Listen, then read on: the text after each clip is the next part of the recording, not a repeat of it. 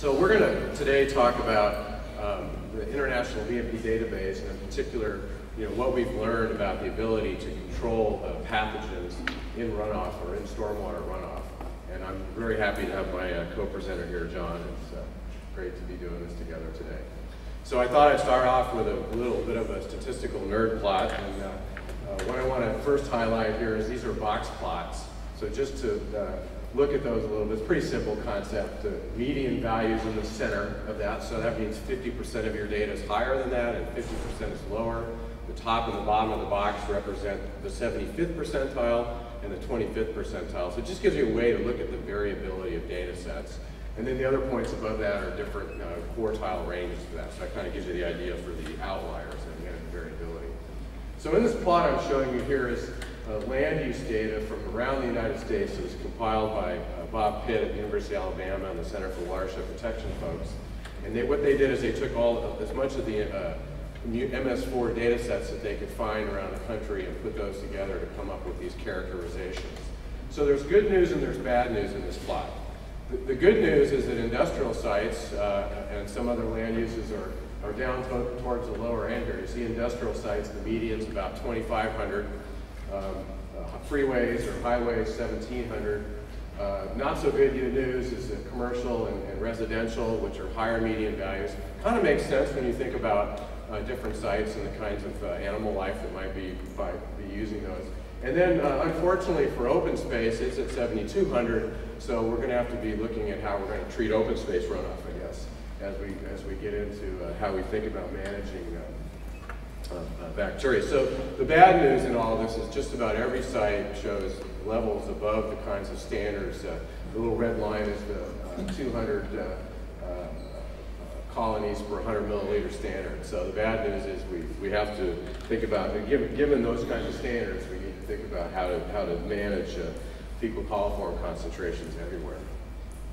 So a little overview on the BMP database. It was actually started about 15 years ago when we recognized that we really didn't have a very good understanding on BMP performance. Everybody did study so differently, recorded things differently. You tried to put it all together and make some sense out of it, and it was just a mess. So we, a number of us at the Urban Water Resources Research Council of ASCE, approached EPA and said, you're about ready to, this is back, what, in 89, 87 or so, you're about ready to regulate everybody on stormwater, and we don't know how well BMPs work, you don't know how well they work. How about if we start putting together a set of consistent monitoring and reporting protocols and then get information into the database to help us start making better decisions about how we manage stormwater. So up to this point, we have about 470 studies loaded into the database. So these are studies where we do have most of the information that I was just talking about. By the end of the year, we'll be up to about 500. And we have recently added more green infrastructure and low impact development type BMPs, and also distributed control, ability to do distributed control sites where you've got LID features spread throughout a site. We recently updated the monitoring guidance, and this guidance is focused in on BMP monitoring, but it certainly has lots of attributes if you were looking at doing just characterization studies and other things that could be useful. There's good sections in there on statistical approaches if you're trying to prove different hypotheses or not, and the rest of that. So I urge you, it's free download from our website. The website's at the end of the presentation. Again, I mentioned we have a consistent set of reporting protocols that are specific to the BMP types. We'll take those into account. We have analysis protocols, and then we do go through in a procedure when folks submit data to us, we go through a QA/QC procedure and before we load that data into the database. So I mentioned the 470 studies that are in there now. This gives you a little breakdown.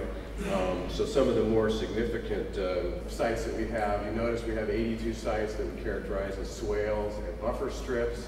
There are, and I'm going to be focusing mostly on what I would call passive systems here versus active systems that was just discussed. We have lots of wet ponds, almost 65 of them, almost 55 or 60 wetland type systems. So you can see the ones that we have the majority of the data on. And we added, again, I mentioned we added some new categories like bioretention and green roots and harvesting and site scale LID.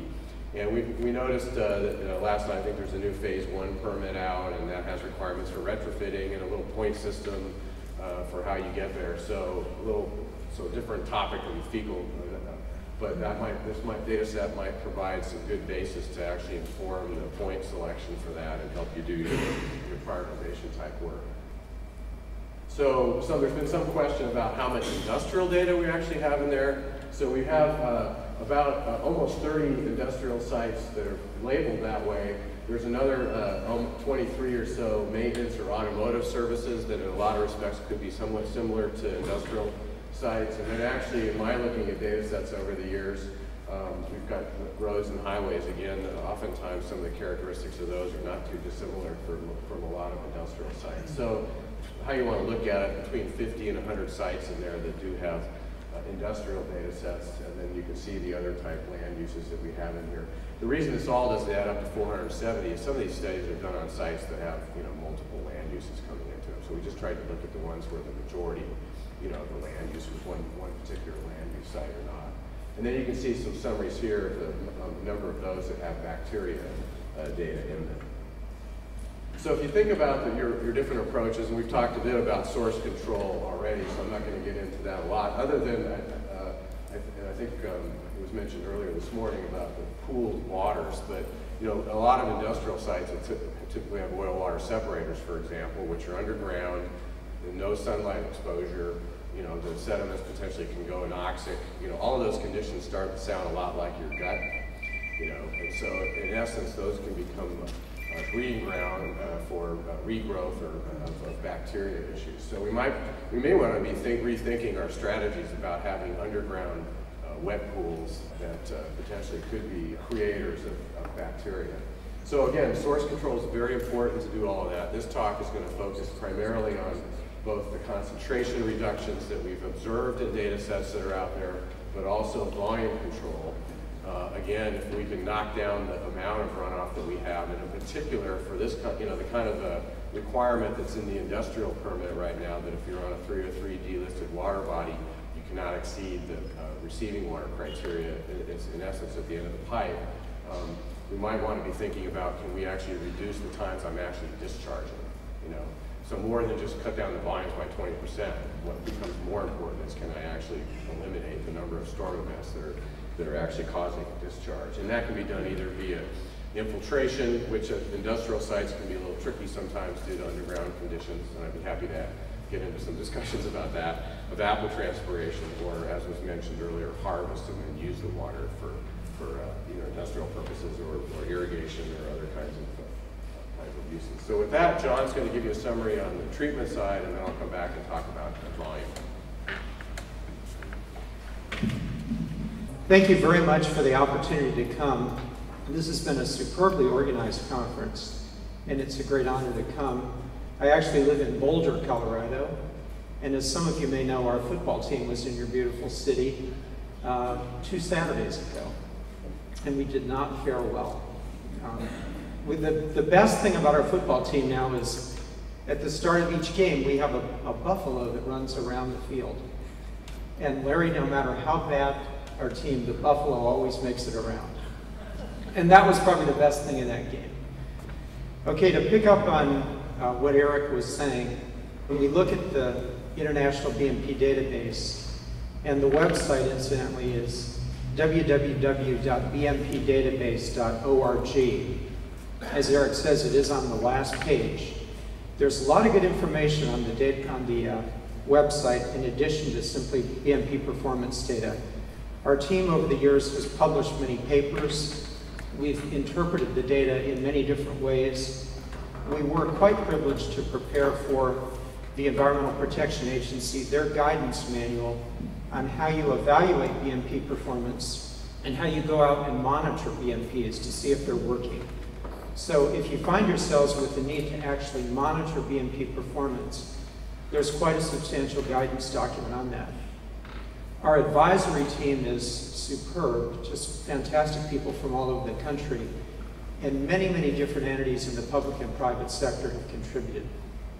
But when we look specifically at fecal indicator bacteria in the database, this is what we show you. And we should qualify our comments today by indicating that we truly do need more data in the database related to bacteria. Everything that Eric and I are presenting should really be put in the category of initial observations as opposed to definitive observations, because bacteria have been gathered generally incidentally to many other more conventional parameters over time. So you can see the different kinds of bacteria that we have in the database currently. The predominant category of data, as you can see, is for fecal coliform, which works well given the subject of this conference. Okay, these are the box and whisker plots that Eric was describing to you earlier. And as Eric noted, and these are important plots in the database because we tend to present data in this manner frequently, not only the raw data as we present them, but in our interpretive papers. So we have the median values, as you can see. Red is inflow, blue is outflow, median values, inner quartile range, 75th, 25th, and then the different outliers as Eric indicated. The broad categories of BMPs for which we have enough data now to give you findings of this kind would be detention ponds, grass swales, manufactured devices, media filters, and retention ponds. Wet ponds, yes. Dry ponds and wet ponds. This is a log scale, as you can see, with fecal coliform ranging from 10 up to 100,000. And then, as Eric noted earlier, we have a value of 200 on. So this is a very powerful slide for you to consider in terms of the kinds of BMPs that you might be using. You can see that in many cases, in nearly all cases, inflows exceed the 200 most of the time. We try to present data in a risk-based or statistically based manner to facilitate your ability to make risk-based decisions. But when you look at outflow quality, you can see, for instance, in dry basins, that typically dry basins are above the standard with effluent quality. Indeed, that's the case for grass swales, for manufactured devices. Media filters do better. Retention ponds do quite a bit better. Now, don't reach the conclusion that inevitably the BMPs that you're going to be using won't enable you to meet end-of-pipe limits of 200 per 100 mLs. That's not necessarily the case. When you drill down into the data and you look at specific BMPs, you can in fact find some BMPs that have worked very, very well. And you can go to the database for those BMPs and look at their design characteristics and their operational characteristics, like their residence time, their surface loading rate, what kinds of media were used in a media filter. So certainly there's some BMPs that perform very well, but in general, you can see that frequently, most of the time, the effluent produced by the BMPs in the database is not meeting that 200 ml limit.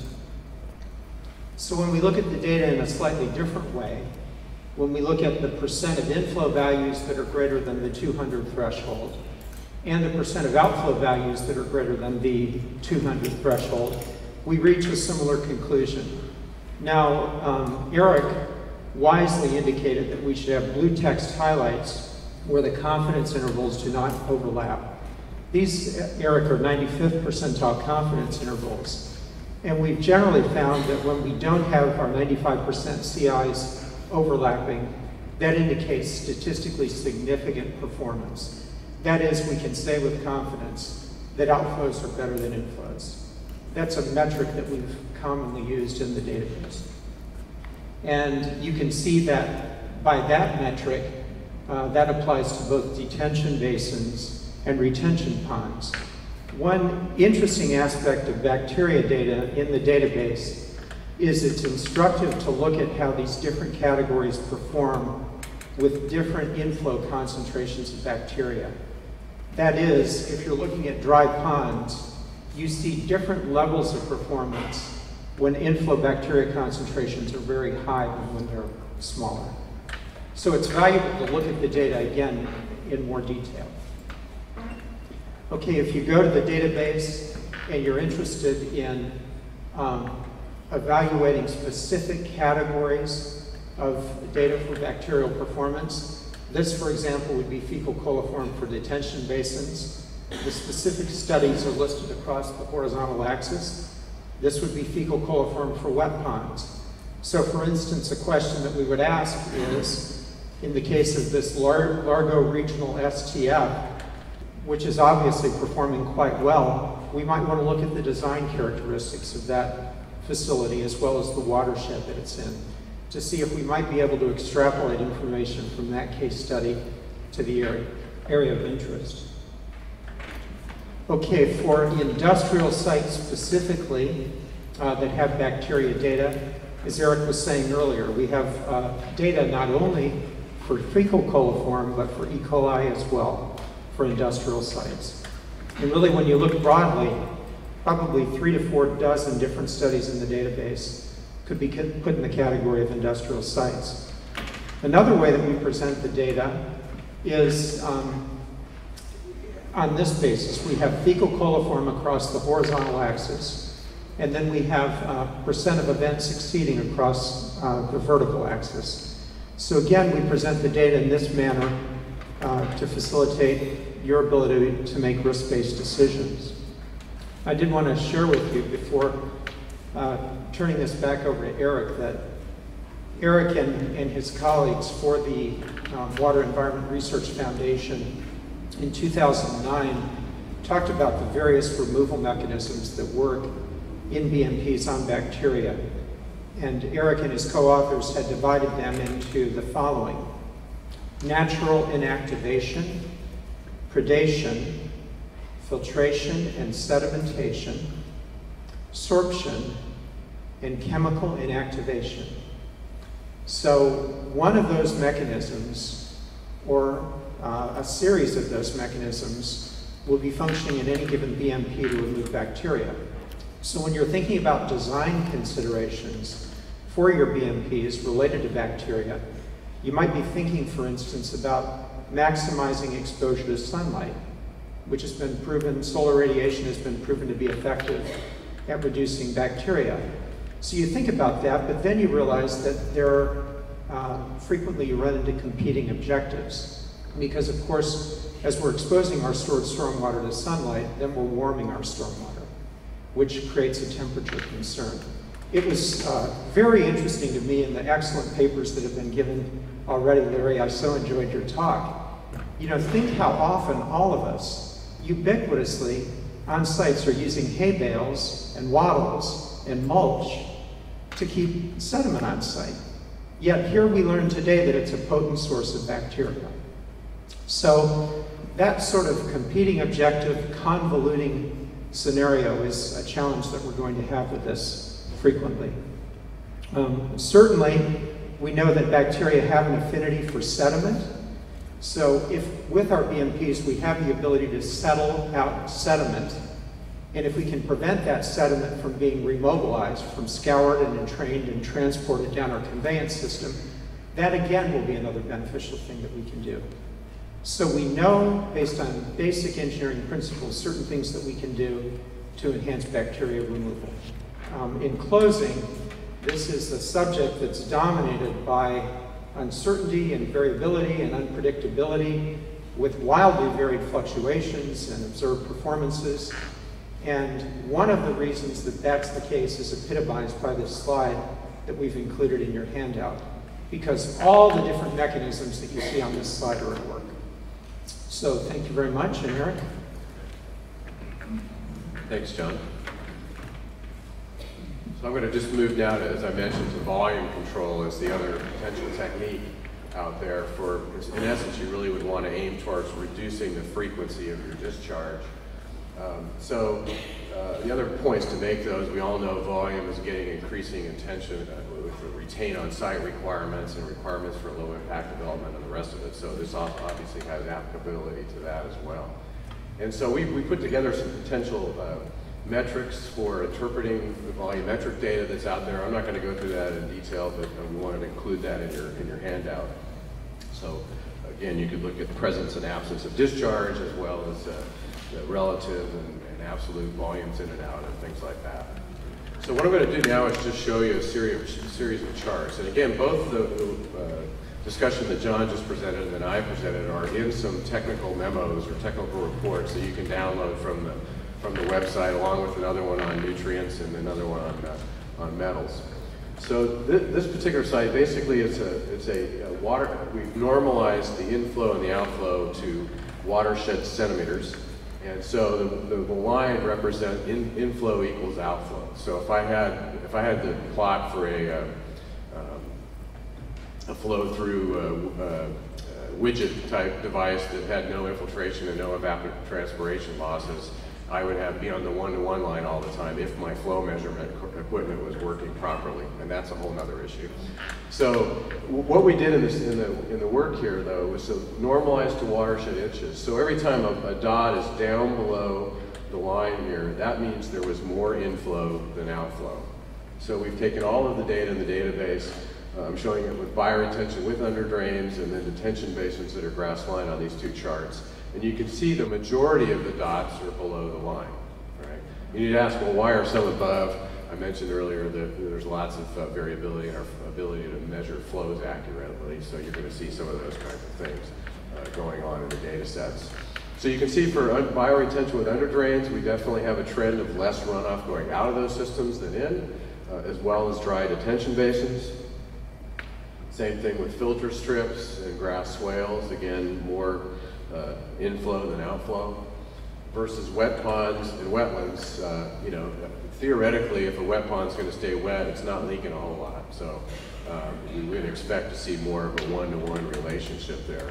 So when you start thinking about overall performance and loadings, it's not just a function of what the concentration is in or out. It's also a factor of, you know, what's going on with the volume side of things. So for example, in the literature, dry detention ponds sometimes have got a bad rap, but if I'm actually seeing some volume reduction out of them in the overall equation of things, they might be helping me quite a bit. So we have a chart like that in here that just shows the median volume reduction for each of these different types of BMPs. So you can see bioretention with underdrains, the median volume reduction was almost 60%. And then, you know, dry detention ponds, 33%. And there's obviously there's variability in here. And again, the factors here would be how good are my soils for infiltration underneath, and how much evapotranspiration losses am I seeing out of these particular systems. So I think what's more instructive, though, and I mentioned earlier, is not just the volume reduction, but actually can we reduce the frequency of discharges. So this is a site actually that was submitted into the database by Dr. Bill Hunt at North Carolina State, who's done a lot of great work on monitoring BMP performance and in particular bioretention systems. And this is so this gets into some of the design attributes that might be more, one might want to employ to try to maximize volume reduction.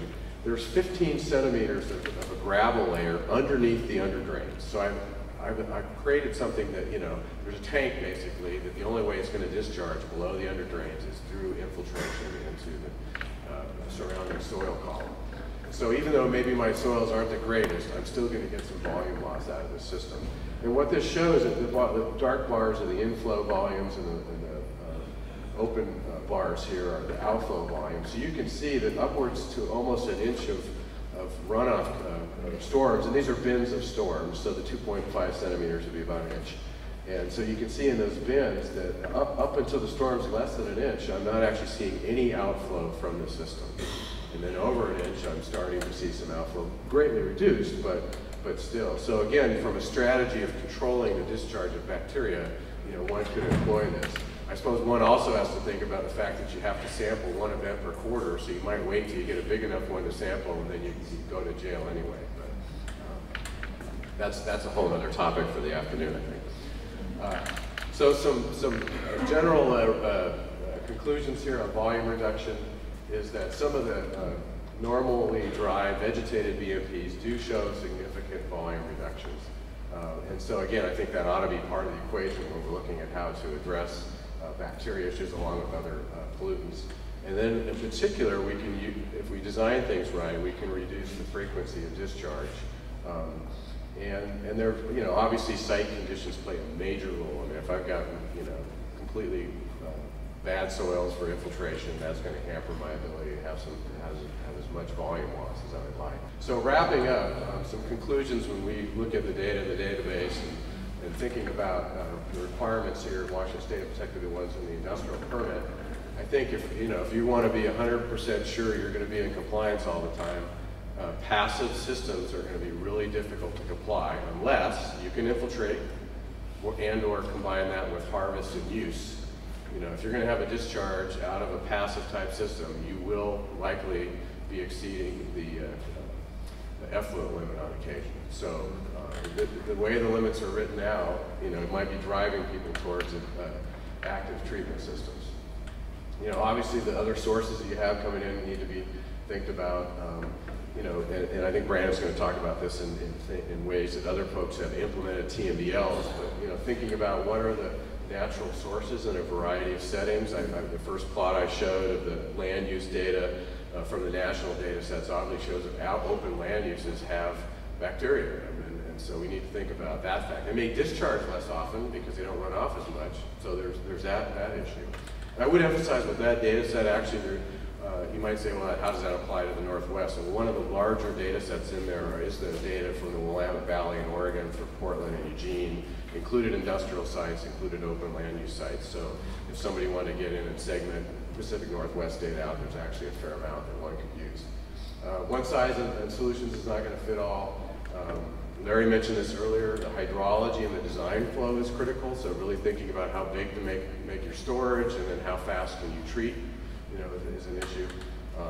And then obviously as you think through all this, and I tried to mention this, we need to be thinking about how are we addressing other stormwater problems, and hopefully addressing them all positively, because again, as John mentioned, sunlight's great for cooking bacteria, but it ain't so good if it's being discharged into the stream with some salmon that are trying to spawn in like cold temperatures, for example.